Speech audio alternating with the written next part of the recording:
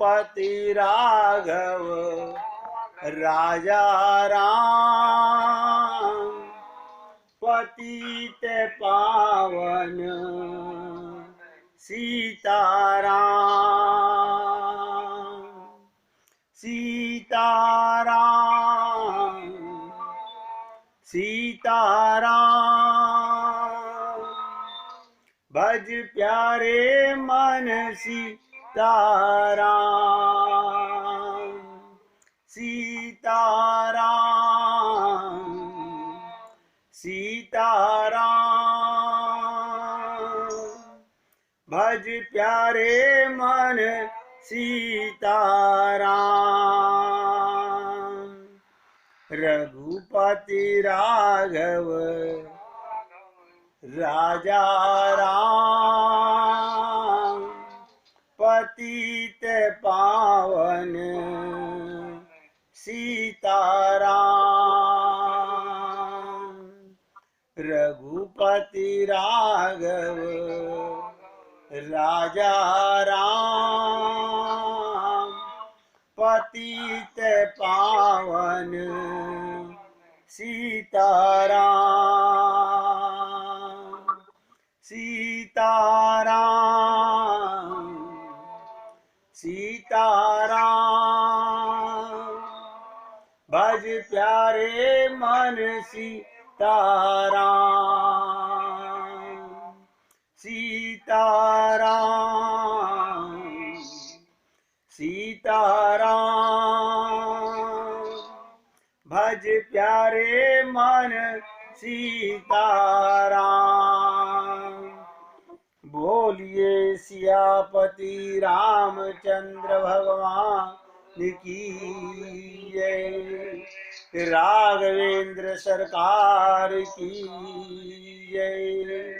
जय जय श्री राधे, जय जय श्री राधे। सभी भक्तों से निवेदन, आज और कल 2 दिन मानस रोगों पर चर्चा करेंगे। कल एक बार इसको विराम देंगे। ये चर्चा समाप्त नहीं हो सकती, क्योंकि जब तक हमारे मन में रोग रहेंगे इसकी चर्चा चलती रहेगी। इन 2 दिन भी अगर कोई व्यक्ति एकाग्रचित होकर के प्रत्येक शब्द को हृदयंगम करेगा तो अनुपम लाभ मिलेगा। एक एक शब्द पर ध्यान देंगे। हमने कहा चल चित्तम चलो चित्तम, बहुत ध्यान से सुनिएगा। चल चित्तम चलो वित्तम, चल जीज वीनम यौवनम। क्या मतलब? मनुष्य का चित्त, मन का भाव परिवर्तनशील है, बदलता रहता है। अभी सत्संग में है, अभी कुसंग में हो गए। मन का काम है परिवर्तन होना, इसलिए कहा गया चल चित्तम चलो वित्तम, चल जीवन यौवनम। और चला चल मिदम सर्व कीर्ति यश सजीवती। ध्यान से सुनिएगा। धन संपत्ति, ये जवानी, ये युवावस्था, जीवन भी चलायमान है। धन संपत्ति कभी टिकी नहीं रहेगी, युवावस्था भी चलायमान है और जीवन भी चलायमान है। इसका क्या मतलब? ये अस्थाई है, परमानेंट नहीं है, टेम्परेरी है। परंतु सर्व कीर्ति यश है सजीवती। किसी व्यक्ति द्वारा अपने कर्मों से अर्जित उसकी कीर्ति प्रसिद्धि सदा बनी रहती है। आपने जीवन में कोई ऐसा नेक कार्य किया, युग युगों तक लोग आपको याद करेंगे। आज तुलसीदास जी को कबीर जी को, नानक जी को, सूरदास जी को, हमारे आदि गुरु शंकराचार्य जी को, सबको कौन याद कर रहा है? इसीलिए कि उन्होंने ऐसे कर्म अर्जित किए जिनकी कीर्ति आज भी युगों युगों तक रहती है। तो कहने का तात्पर्य क्या? कि कर्म वो करो जो सबके लिए सुखदायी हो। हम लोग कौन से कर्म करते हैं? अंधा बाटे रेवड़ी फिर अपने को दे। हम सारी कमाई, सारा ध्यान बस 5, 10, 15 लोगों के लिए करते हैं। इसका मतलब हम स्वार्थी हैं। हम सब स्वार्थी हैं। इनकी भी सेवा करनी है। कर्म हमारी कीर्ति बनाते हैं।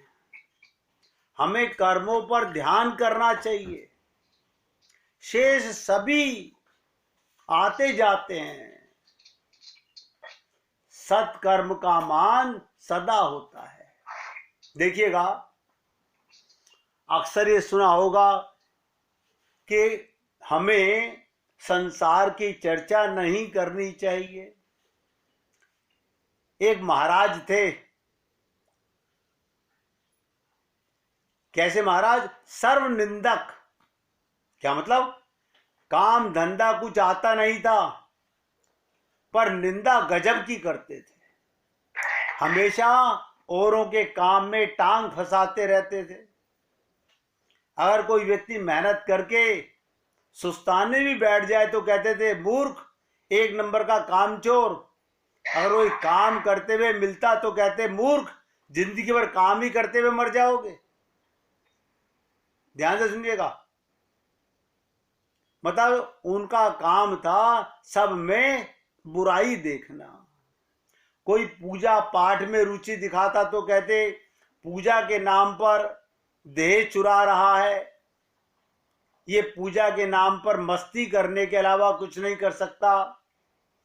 अगर कोई व्यक्ति पूजा पाठ नहीं करता तो कहते मूर्ख, तू नास्तिक हो गया, भगवान से कोई मतलब ही नहीं है, मरने के बाद पक्का नरक में जाएगा। इसका मतलब माने निंदा के इतने पक्के खिलाड़ी बन गए कि आखिरकार नारद जी ने, ध्यान से सुनिएगा, अपने स्वभाव अनुसार भगवान विष्णु के पास,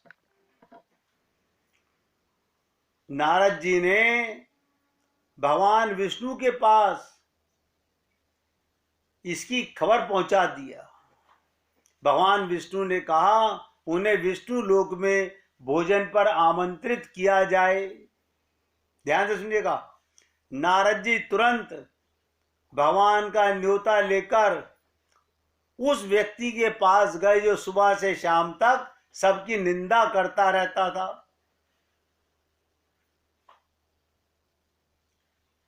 और बिना कोई जोखिम किए उन्हें अपने साथ विष्णु लोक लेकर वहां पहुंच गए। पता नहीं कब महाराज पलटी मार दें। उधर लक्ष्मी जी ने नाना प्रकार के व्यंजनों अपने हाथों से तैयार कर सर्वनिंदक जी को परोसा। सर्वनिंदक जी जमकर हाथ साफ किए, खूब खाया, बड़े प्रसन्न दिख रहे थे। विष्णु जी को पूरा विश्वास हो गया कि आज सर्वनिंदक जी लक्ष्मी जी के बनाए भोजन की निंदा कर ही नहीं सकते। फिर भी नारद जी को संतुष्ट करने के लिए पूछ लिया, और महाराज भोजन कैसा लगा? सर्वनिंदक जी क्या बोले? महाराज भोजन को तो पूछिए मत, आत्मा तृप्त हो गई, लेकिन भोजन इतना भी अच्छा नहीं बनना चाहिए कि आदमी खाते खाते प्राण ही त्याग दे। मतलब उसे निंदा करने की आदत थी। बोला इतना भी स्वादिष्ट नहीं बनना चाहिए। विष्णु जी ने माथा पीट लिया और बोले हे वत्स, निंदा के प्रति आपका समर्पण देखकर मैं प्रसन्न हुआ। आपने तो लक्ष्मी जी को भी नहीं छोड़ा। भगवान बोले बेटा वर मांगो। सर्व निंदक शर्माते हुए कहा हे प्रभु, ध्यान से सुनिएगा, हम सब लोग क्या मांगते हैं? हे प्रभु मेरे वंश में वृद्धि होनी चाहिए, मेरे वंश में वृद्धि होनी चाहिए। भगवान ने कहा तथास्तु। तभी से ऐसे निरर्थक सर्वनिंदक महाराज हर गली मोहल्ले में खूब मिलेंगे, कमी नहीं है। अब इसका सार क्या हमें लेना चाहिए?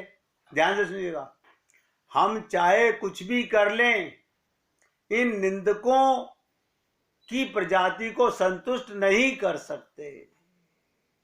इनका काम ही यह है खुद ना कुछ ना करके दूसरों के किए की निंदा करना।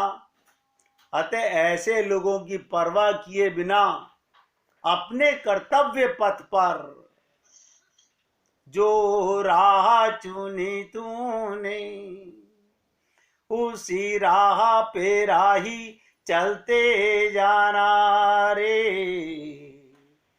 अरे जो राह चुनी तूने, उसी राह पे राही चलते जाना रे।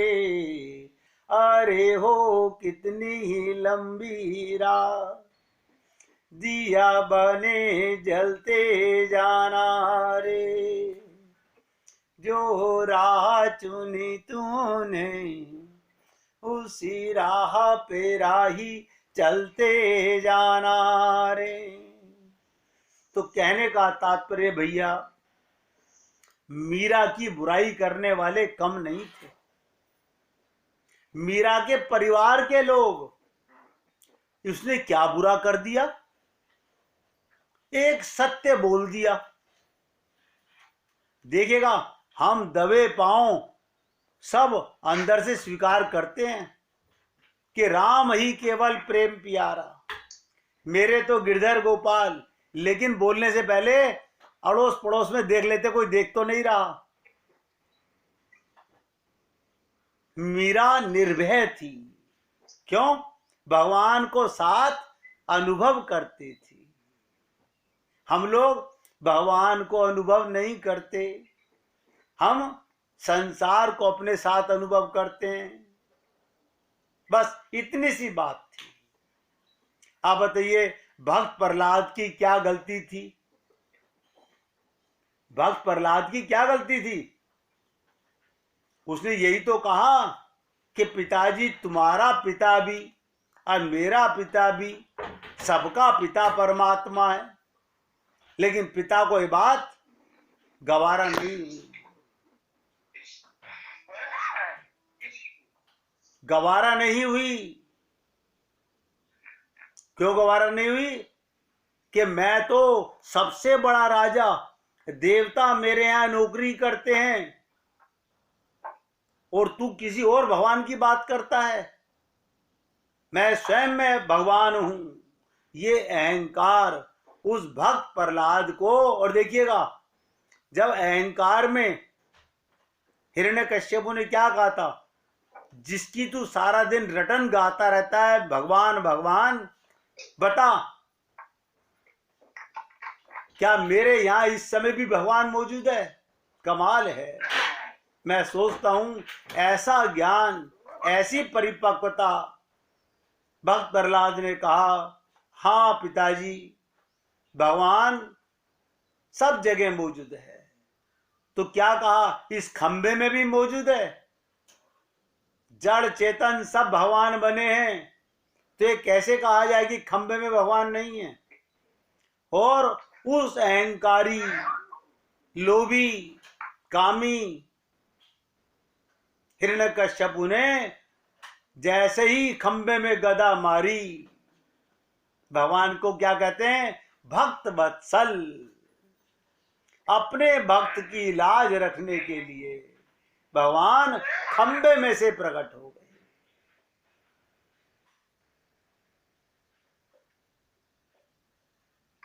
आप सोचिए भाई, हम लोग जानते हैं मानते नहीं। भाई इतना फर्क है। जानते सब हैं कि भगवान सब में है, कण कण में भगवान विद्यमान है, फिर मानते क्यों नहीं? अब देखिए एक सच्ची घटना सुना देता हूं, एकाग्रता से सुनिएगा। बहुत समय पहले की बात, एक बार भारत सरकार ने बांध बनाने का काम इंग्लैंड की कंपनी को दिया। बांध बनाने का काम सफलतापूर्वक लगभग तैयार हो चुका था, सिर्फ थोड़ा काम ही बाकी था। परीक्षण का दौर भी चल रहा था। एक रात अचानक मूसलाधार वर्षा होने लगी, जो रुकने का नाम नहीं ले रही थी। इस कारण से बांध का जल का स्तर बढ़ना शुरू हो गया और बांध अभी पूरी तरह से मौजूद भी नहीं हुआ था।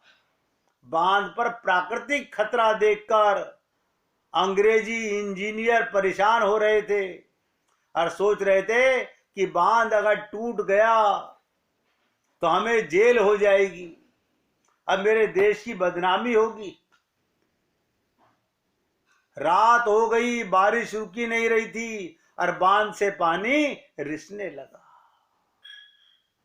सभी मजदूर जो भारतीय थे बांध के निकट बनी अपनी अस्थाई झोपड़ियों में, आपने देखा होगा जब भी कोई कॉलोनी, जब भी कोई चीज बनती है तो टेम्परेरी हाउसेस लेबर के लिए बनाए जाते हैं, वो अस्थाई झोपड़ियों में चले गए।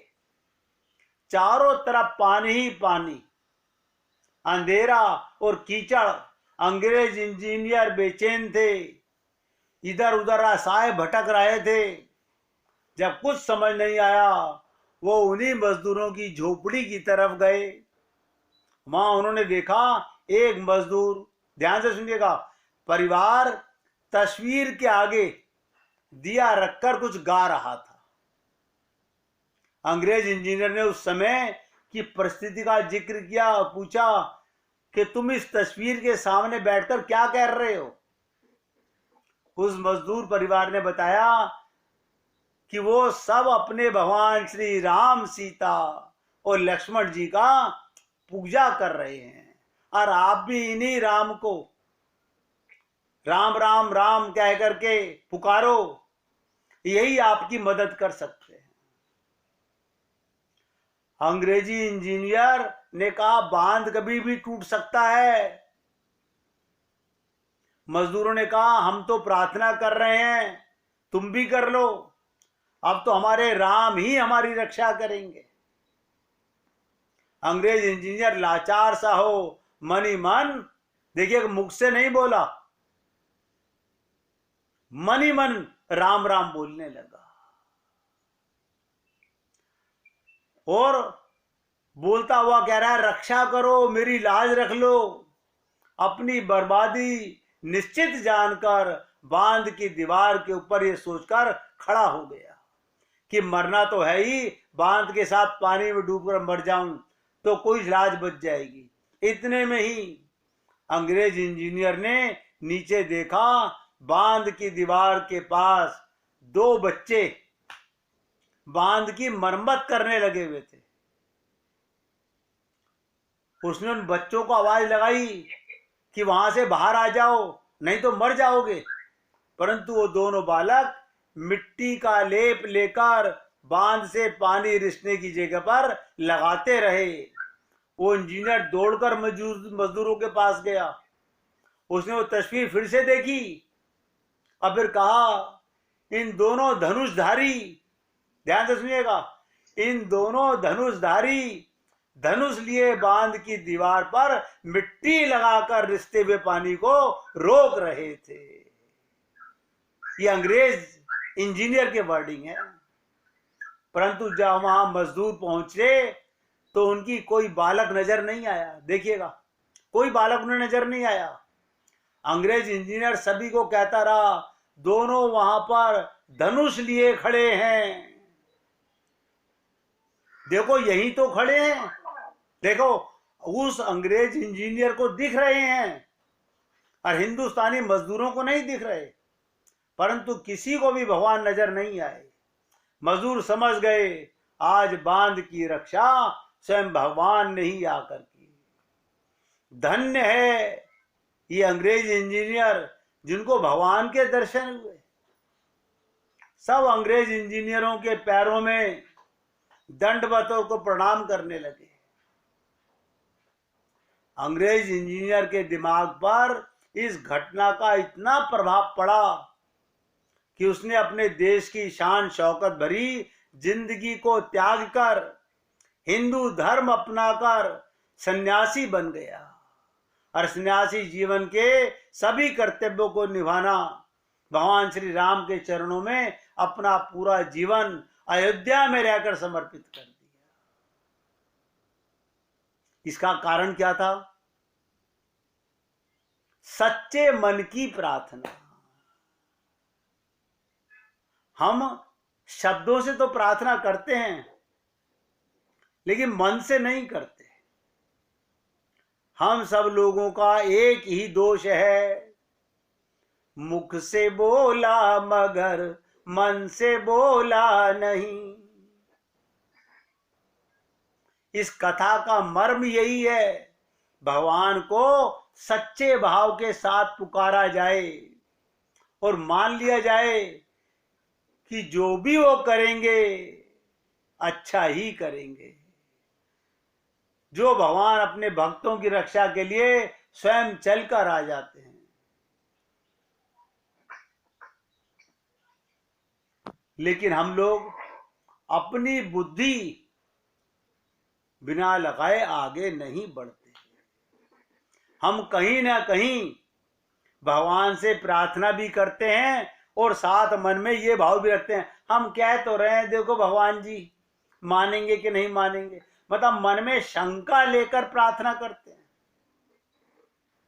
जबकि हमें यहां तक पता चल गया हम उन्हीं की संतान हैं और वो सदा हमारे साथ हैं। आप सोचिएगा ऐसा कोई पल नहीं जब भगवान आपके साथ नहीं। संसार के रिश्ते नातों को तो आप अपने साथ मानते हैं लेकिन भगवान सदा साथ रहते हैं। और हम आपसे कभी न कभी मौका मिलता है ये बात जरूर कहते हैं कि ध्यान में रखना सदा भगवान रहते साथ में।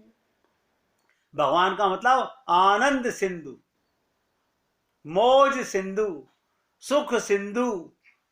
बताइए, यानी मैं उस आनंद स्वरूप परमात्मा की गोदी में हूं। अब ध्यान से सुनिएगा, कड़वी बात बोलने जा रहा हूं। मैं दुखी क्यों हूं उसे भूले हुए। अगर किसी को यह एहसास होने लगे कि 24 घंटे भगवान मेरे साथ हैं, उसको कोई दुखी कर नहीं सकता। संसार में कोई ऐसा व्यक्ति नहीं जो आपको दुखी कर दे।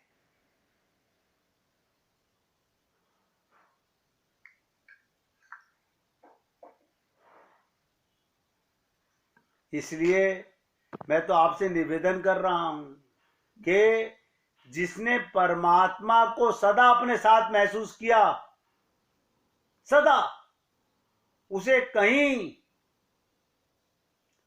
जाने आने की जरूरत नहीं है।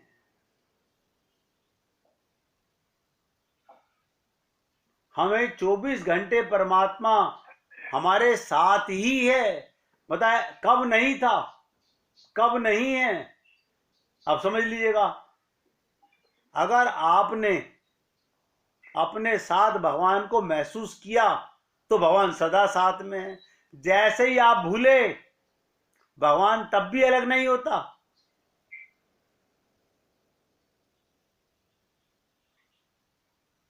आप लोगों ने गुरु नानक जी के शब्द सुने होंगे। गुरु नानक जी कहते हैं उपाय एक ही है? बताइए, एक ही उपाय है, उसके हुक्म और उसकी मर्जी के अनुसार सब पर उस पर छोड़ दो। हुक्म रजाई, भगवान के हुक्म के ऊपर, उसकी मर्जी के ऊपर छोड़ दो। लेकिन हम लोग ऐसे कैसे छोड़ दें? बेटा तो हमारा बीमार है, पति तो हमारा बीमार है, नौकरी हमारी छूटी है, हम भगवान पे कैसे छोड़ दें? यही पाप करते करते अनंत जन्म गुजर गए। नानक जी ने एक ही बात कही, उपाय एक ही है, उसकी रजा पर, उसकी मर्जी पर छोड़ दो। जैसा वो जिलाए जियो, जैसा वो कराए करो, जहां वो ले जाए जाओ, उसका हुक्म, ध्यान से सुनो, उसका हुक्म तुम्हारी एकमात्र साधना हो जाए। उसका हुक्म, तुम अपनी मर्जी हटाओ। सबसे बड़ा पाप हमारी क्या है? हम अपनी मर्जी बीच में घुसा देते हैं। हम तो ये चाहते हैं, जब पता है होगा वही जो राम रची राखा, और ये भी पता है वो सबका बाप है, लेकिन फिर भी अपनी मर्जी घुसाए बिना हमें चैन नहीं आता।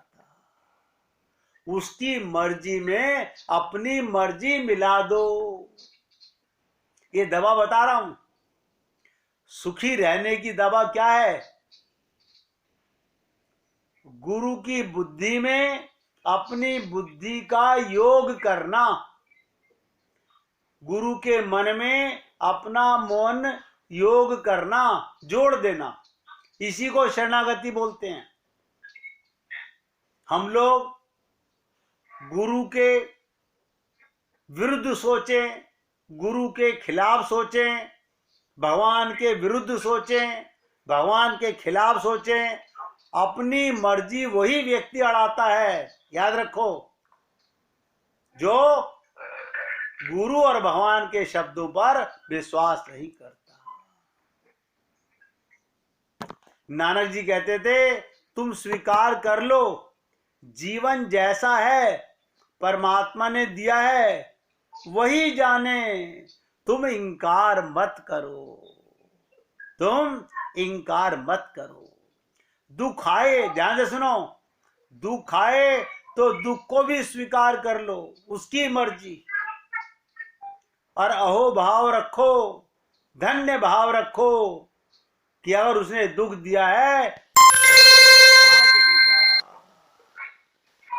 कोई अर्थ होगा।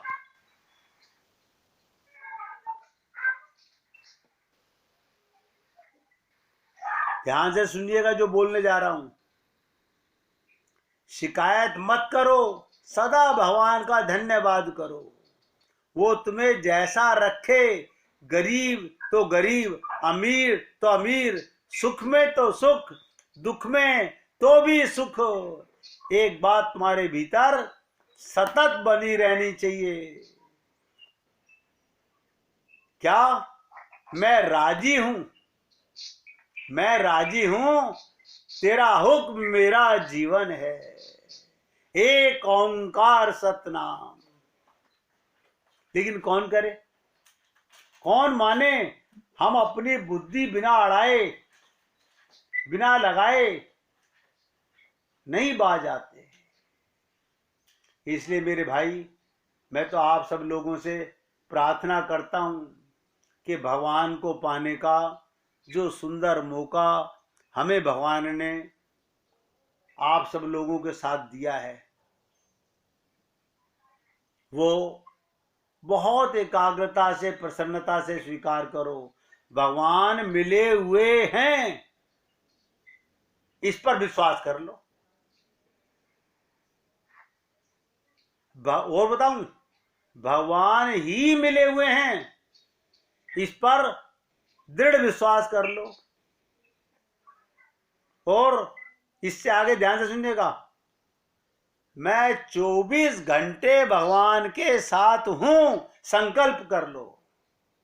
अब आपको कोई दुखी नहीं कर सकता।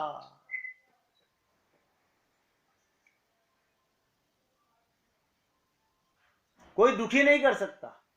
हम दुखी हैं अपनी अज्ञानता से।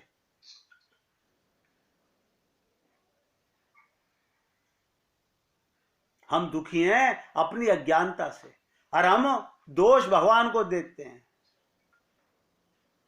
देखिए, एक धनी व्यक्ति, ध्यान से सुनिएगा, फिर प्रभु राम की चर्चा करूंगा। एक धनी व्यक्ति को अपने बटुए के बाजार में गिर जाने का एहसास अपने घर पहुंचकर हुआ कि मेरा बाजार में बटुआ गिर गया। बटुए में जरूरी कागजों के अलावा कई हजार रुपए भी थे। फौरन ही वो मंदिर गया और भगवान से प्रार्थना करने लगा कि बटुआ मिलने पर प्रसाद चढ़ाऊंगा, गरीबों को भोजन कराऊंगा। संयोग से वो बटुआ एक बेरोजगार युवक को मिला। किसको मिला? बेरोजगार युवक को मिला। बटुए पर उसके मालिक का नाम लिखा था, इसलिए उस युवक ने सेठ के घर पहुंचकर बटुआ उन्हें दे दिया। ध्यान से सुनिएगा, बटुआ सेठ जी को दे दिया। सेठ ने तुरंत बटुआ खोलकर देखा, उसमें सभी कागजात और रुपए वैसे ही रखे हुए थे। सेठ ने प्रसन्न होकर युवक को ईमानदारी की प्रशंसा की और उसे बतौर इनाम कुछ रुपए देने चाहे, जिन्हें लेने से युवक ने मना कर दिया। इस पर सेठ ने कहा, अच्छा कल फिर आना। युवक दूसरे दिन आया तो सेठ ने उसकी खूब खातिरदारी की। युवक चला गया। युवक के जाने के बाद सेठ अपनी इस चतुराई पर बहुत प्रसन्न था कि वो तो उस युवक को 100 रुपए देना चाहता था, पर युवक बिना कुछ लिए सिर्फ खा पी कर चला गया। ध्यान से सुनिएगा, उधर युवक के मन में इन सबका कोई प्रभाव नहीं था, क्योंकि उसके मन में ना कोई लालसा थी और ना ही बटुआ लौटाने के अलावा और कोई विकल्प था। तो सेठ बटुआ पाकर ये भूल गया। क्या पाकर भूल गया? जो आप और हम सब लोग भूल जाते हैं। मंदिर में कुछ वचन दिए थे। सेठ ने अपनी इस चतुराई का अपने मुनीम और सेठानी से जिक्र करते हुए कहा, देखो वो युवक कितना मूर्ख निकला, हजारों का माल बिना कुछ लिए ही दे गया। सेठानी ने अपने पति की बातों का आशय समझकर, और तुम उल्टा सोच रहे हो, बोली। वो युवक ईमानदार था, उसके पास तुम्हारा बटुआ लौटा देने के अलावा और कोई विकल्प नहीं था। उसने बिना खोले ही बटुआ लौटा दिया। वो चाहता तो सब कुछ अपने पास रख लेता, तुम क्या करते? अब ध्यान से सुनिएगा, ईश्वर ने दोनों की परीक्षा ली। वो पास हो गया, पत्नी कह रही यार तुम फेल हो गए। अवसर स्वयं तुम्हारे पास चलकर आया था, तुमने लालच के बस में उसे लौटा दिया। अब अपनी गलती को सुधारो और जाओ उसे खोजो। उसके पास ईमानदारी की पूंजी है जो तुम्हारे पास नहीं है, उसे काम पर रख लो, पत्नी कह रही है। सेठ तुरंत ही अपने कर्मचारियों के साथ उस युवक की तलाश में निकल पड़ा। कुछ दिनों बाद वो युवक किसी और सेठ के यहाँ काम करता मिला। सेठ ने युवक की बहुत प्रशंसा की, बटुए वाली घटना सुनाई। उस सेठ ने बताया, उस दिन इसने मेरे सामने ही बटुआ उठाया था। मैं तभी अपने गार्ड को लेकर इसके पीछे गया और देखा ये तुम्हारे घर जा रहा था। तुम्हारे दरवाजे पर खड़े होकर मैंने सब कुछ देखा सुना और फिर इसकी ईमानदारी से प्रभावित होकर इसे अपने यहां मुनि में रख लिया। देखिए कमाल की बात, उसकी ईमानदारी को देखने वाला भाप गया और इसकी ईमानदारी से मैं पूरी तरह निश्चिंत हूं। बटुए वाला सेठ खाली हाथ लौट आया। पहले उसके पास कई विकल्प थे, उसने निर्णय लेने में देरी की, परिणाम एक विश्वासी पात्र खो दिया। युवक के पास इतने सिद्धांत पर अटल रहने का नैतिक बल था, उसने बटुआ खोलने के विकल्प का प्रयोग ही नहीं किया। युवक को ईमानदारी का पुरस्कार मिल गया। दूसरे सेठ के पास निर्णय लेने की क्षमता थी, उसे एक उत्साही, सियोस और ईमानदार मुनि मिल गया। जिन वस्तुओं के विकल्प होते हैं उन्हीं में देरी होती है। विकल्पों पर विचार करना गलत नहीं, लेकिन विकल्पों पर ही विचार करते रहना महा गलती है। मैं ऐसा क्यों बोल रहा हूं? हम लोग संकल्प नहीं कर रहे कि राम ही केवल प्रेम प्यारा। अभी भी हमारी बुद्धि कोई ना कोई विकल्प ढूंढ रही है। शायद कोई और रास्ता मिल जाए, शायद कोई और पंडित जी कोई रास्ता बता दें, शायद कोई पूजा पाठ करके हमारा काम हो जाए।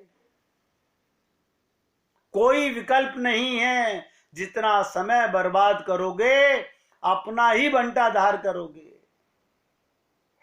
इसलिए किसी संत ने कहा था, विकल्प में उलझकर निर्णय पर पहुंचने में बहुत देर लगाने से लक्ष्य प्राप्ति कठिन हो जाती है। इसलिए मैंने कहा था कि जो राह चुनी तूने उसी राह पे राही चलते जाना। इसलिए मेरे भाई निवेदन कर रहा हूं, 1 मिनट कीर्तन कीजिए।